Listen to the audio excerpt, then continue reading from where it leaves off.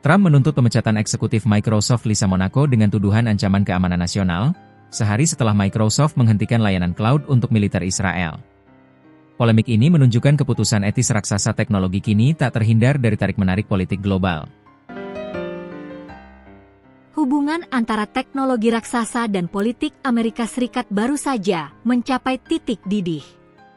Donald Trump secara terbuka melancarkan serangan terhadap salah satu eksekutif kunci di Microsoft, menuntut pemecatannya segera. Tokoh yang diserang adalah Lisa Monaco, Presiden urusan global Microsoft, yang baru bergabung Juli lalu. Trump menyebut Monaco sebagai ancaman bagi keamanan nasional Amerika Serikat. Apa kaitan tuntutan ini dengan kontrak cloud pemerintah dan skandal spiwara yang baru saja membelit militer Israel? Mari kita bedah drama geopolitik dan teknologi ini. Seruan pemecatan ini disampaikan langsung oleh Donald Trump melalui platform media sosialnya, Truth Social, pada Jumat 26 September. Trump menargetkan Lisa Monaco, yang memiliki rekam jejak panjang di Washington sebagai wakil jaksa agung di era Joe Biden dan penasihat keamanan di era Obama. Monaco sendiri baru bergabung dengan Microsoft sebagai kepala urusan global pada bulan Juli.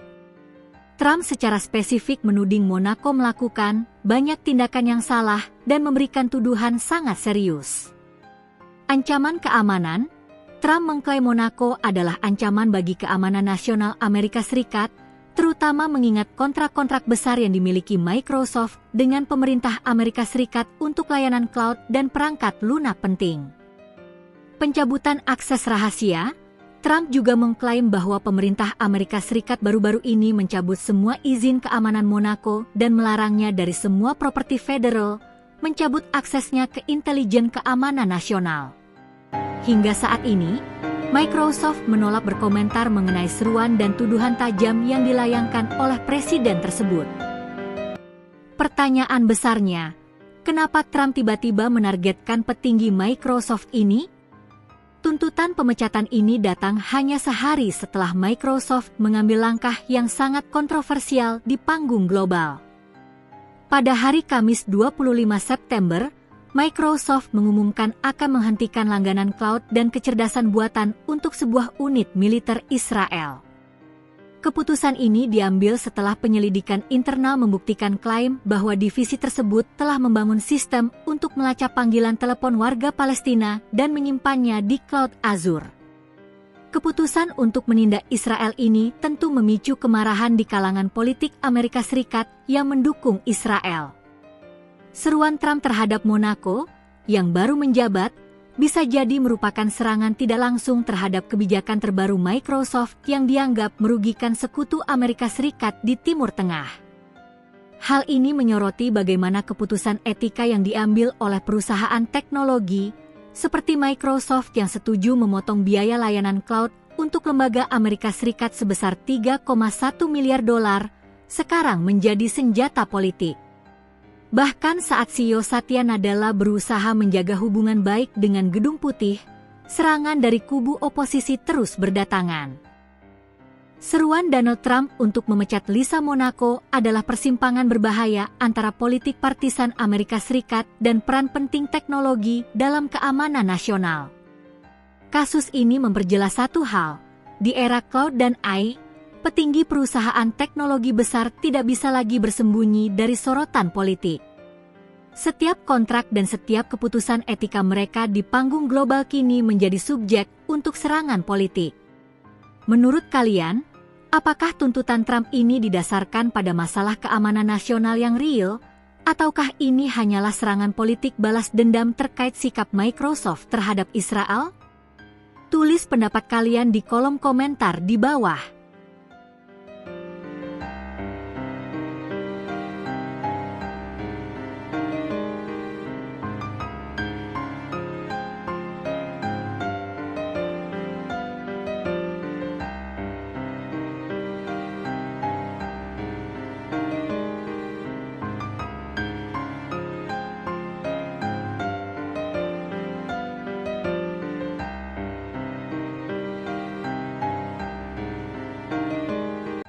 Rusia melancarkan salah satu serangan terbesar ke Ukraina dengan 500 drone dan 40 rudal, termasuk rudal hipersonik Kinzhal, menewaskan warga sipil dan merusak infrastruktur di Kiev dan Zaporizhia.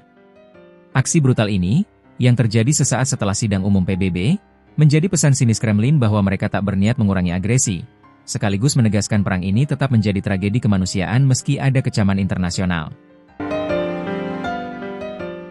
Saat para pemimpin dunia baru saja meninggalkan New York setelah sidang umum PBB, Rusia mengirimkan pesan yang brutal dan mematikan ke Ukraina. Presiden Volodymyr Zelensky mengungkapkan bahwa dalam semalam pada Sabtu 27 September, Rusia melancarkan salah satu serangan terbesar dalam beberapa pekan terakhir, menembakkan 500 drone dan 40 rudal ke seluruh Ukraina. Zelensky menyebut serangan keji ini terjadi hampir bersamaan dengan berakhirnya pekan sidang umum PBB, dan inilah bagaimana Rusia menyatakan posisi sebenarnya. Ini adalah malam horor bagi warga sipil Ukraina. Serangan masif ini memicu peringatan serangan udara di seluruh Ukraina sepanjang malam, dengan korban jiwa dan kerusakan terparah dilaporkan di Kiev dan Zaporizhia. Di ibu kota Kiev sendiri, kerusakan sangat parah, korban jiwa. Setidaknya 4 orang tewas di Kiev, termasuk seorang gadis berusia 12 tahun yang dikonfirmasi oleh Kepala Pemerintahan Militer Kiev. Korban luka, lebih dari 40 orang dilaporkan cedera di Kiev dan Zaporizhia akibat serangan udara tersebut. Kerusakan infrastruktur. Kepala Staf Kepresidenan, Andriy Yermak, mengatakan gedung pemukiman dan infrastruktur menjadi sasaran. Wali Kota Kiev, Vitali Klitschko, melaporkan puing-puing rudal yang jatuh merusak gedung 5 lantai, rumah pribadi, dan bahkan taman kanak-kanak. Gumpalan asap dari ledakan terlihat menyembul dari ibu kota pada Minggu pagi, memberikan gambaran jelas tentang intensitas serangan tersebut, yang oleh Andriy Yermak disebut sebagai perang terhadap warga sipil. Serangan ini tidak hanya masif dalam jumlah, tetapi juga canggih dalam jenis senjata yang digunakan. Zelensky mengonfirmasi bahwa serangan rudal tersebut mencakup rudal kapal selam Kinzhal, salah satu senjata hipersonik andalan Rusia yang diluncurkan dari kapal selam. Rudal ini sangat sulit untuk dicegat oleh sistem pertahanan udara biasa. Meskipun Angkatan Udara Ukraina melaporkan bahwa sejumlah besar drone berhasil ditembak jatuh di atas ibu kota, skala serangan, 500 drone dan 40 rudal, menunjukkan upaya Rusia untuk membanjiri pertahanan udara Ukraina secara total. Serangan semalam ini, yang terjadi tak lama setelah para diplomat membicarakan perdamaian di sidang umum PBB, mengirimkan pesan sinis dari Kremlin, bahwa mereka tidak berniat mengurangi agresi. Seperti yang disampaikan Zelensky, Rusia telah menyatakan posisi sebenarnya melalui pembunuhan warga sipil. Perang ini terus menjadi tragedi kemanusiaan, dan serangan dengan skala sebesar ini menunjukkan bahwa Rusia terus mengupayakan serangan intensif meskipun ada kecaman internasional. Menurut kalian, bagaimana PBB dan negara-negara barat harus merespons eskalasi serangan ini, terutama mengingat Rusia menggunakan rudal canggih seperti Kinzhal? Tuliskan pandangan kalian di kolom komentar.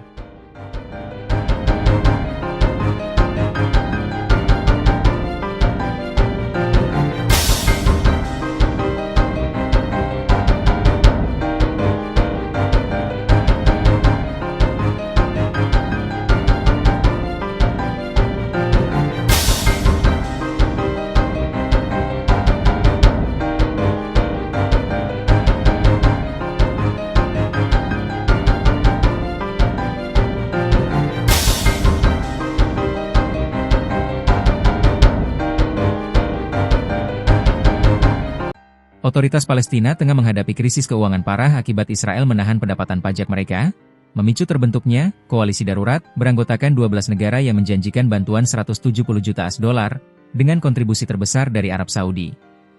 Selain sebagai langkah penyelamatan finansial, koalisi ini juga menjadi sinyal politik kuat menentang pencekikan ekonomi Israel, menegaskan dukungan internasional pada stabilitas regional dan upaya menuju solusi dua negara. Otoritas Palestina yang berbasis di Ramallah saat ini menghadapi krisis keuangan yang disebut belum pernah terjadi sebelumnya. Krisis ini dipicu oleh keputusan Israel menahan pendapatan pajak yang secara hukum seharusnya milik Palestina. Menanggapi situasi mendesak ini, sebanyak 12 negara besar, termasuk sekutu tradisional AS dan negara-negara Arab, mengumumkan pembentukan koalisi baru untuk memberikan dukungan finansial. Koalisi ini adalah upaya penyelamatan langsung, sekaligus sinyal politik kuat kepada Israel yang dituduh melakukan pencekikan ekonomi terhadap pemerintah Palestina. Koalisi baru ini diinisiasi oleh Kementerian Luar Negeri Spanyol dan diberi nama resmi, Koalisi Darurat untuk Keberlanjutan Keuangan Otoritas Palestina. Negara-negara yang tergabung adalah Inggris, Prancis, Jepang, Arab Saudi, Spanyol, Belgia, Denmark, Islandia, Irlandia, Norwegia, Slovenia, dan Swiss. Tujuan koalisi ini sangat jelas. Menstabilkan keuangan otoritas Palestina, PAK. Mempertahankan kemampuan PAK untuk memerintah dan menyediakan layanan penting, kesehatan, pendidikan, keamanan. Menjaga stabilitas regional dan solusi dua negara. Kantor Perdana Menteri Palestina, Muhammad Mustafa, mengumumkan bahwa para donatur menjanjikan setidaknya 170 juta AS dolar, sekitar 2,8 triliun rupiah, dalam bentuk bantuan jangka pendek. Kontribusi terbesar datang dari Arab Saudi, yang diwakili oleh Menlu Pangeran Faisal bin Farhan, yang akan menyediakan dana sebesar 90 juta AS dolar, sekitar 1,5 triliun rupiah. Krisis finansial ini berakar pada konflik yang kian memanas pasca Perang Gaza Oktober 2023. Berdasarkan Protokol Paris tahun 1994, Israel seharusnya memungut pajak atas nama otoritas Palestina dan kemudian menyerahkannya. Namun, Tel Aviv menahan pendapatan pajak tersebut, meskipun PAK melaporkan layanan dasar memburuk drastis dan kemiskinan melonjak. Menteri Keuangan Israel, Bezalel Smotrich, telah menjadi tokoh kunci di balik kebijakan penahanan dana. Ia bahkan secara eksplisit mengatakan akan mengupayakan keruntuhan pemerintah Palestina melalui pencekikan ekonomi untuk mencegah pembentukan negara Palestina merdeka. Di sisi lain, Israel berdalih sebagian dana yang ditahan dimaksudkan untuk membayar kembali biaya yang dijualnya kepada warga Palestina, seperti listrik. Pembentukan koalisi ini bukan hanya sekadar bantuan kemanusiaan, ini adalah aksi politik dan diplomatik yang kuat. Koalisi ini menekankan bahwa Israel harus menghentikan kebijakan penahanan dana yang mengancam stabilitas regional. Koalisi 12 negara juga berjanji untuk bekerja sama dengan lembaga keuangan global untuk mendukung tata kelola dan reformasi ekonomi di Palestina, serta memastikan transparansi dan akuntabilitas penuh dalam penggunaan dana. Pengumuman dukungan finansial ini datang hanya beberapa hari setelah sekutu AS seperti Prancis dan Inggris secara resmi mengakui negara Palestina di forum PBB, menandakan pergeseran signifikan dalam dukungan Eropa terhadap perjuangan Palestina. Menurut kalian, apakah bantuan 170 juta AS dolar ini cukup untuk melawan pencekikan ekonomi Israel? Dan apakah langkah koalisi 12 negara ini bisa memaksa Israel mengembalikan pendapatan pajak Palestina? Tuliskan pandangan kalian di kolom komentar. Itu tadi 3 berita terpopuler di channel YouTube Pojok Negeri Media. Jangan lupa share, komen dan subscribe channel kami. Sampai jumpa di top 3 selanjutnya.